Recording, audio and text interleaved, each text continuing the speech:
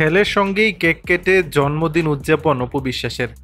ঢাকায় চলচ্চিত্রের জনপ্রিয় নায়িকা অপু বিশ্বাসের জন্মদিন শনিবার। ক্যারিয়ারে শতাধিক সিনেমারও বেশি ছবিতে কাজ করেছেন এই নায়িকা। জীবনের ৩৬টি বসন্ত পেরিয়ে এবার ৩৭-এ পা রাখলেন অপু বিশ্বাস। দিনটি উপলক্ষে সামাজিক মাধ্যমে অপু বিশ্বাসের ভক্ত মহলে দেখা গেছে উচ্ছ্বাস। তারা তাদের প্রিয় নায়িকাকে দিন জন্মদিনের শুভেচ্ছা জানান।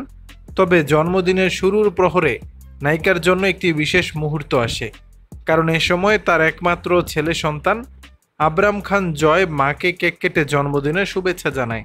দেখা যায় একটি আকর্ষণীয় বেগুনি রঙের কেকের সামনে বসে আছেন অপু, ছেলে আবরাম খান জয়ের সাথে।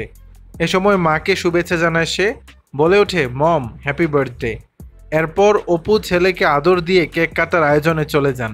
তবে এ সময় ঘটে যায় একটি মজার ঘটনাও।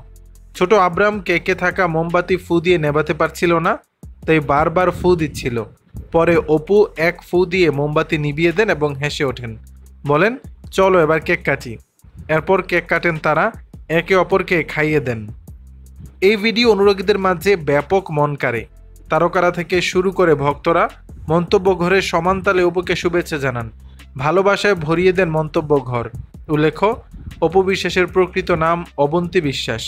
তার জন্ম ১৯৮৯ সালের ১১ই অক্টোবর বগুড়া জেলার সদর থানার কাটানপাড়া এসকে লেনে।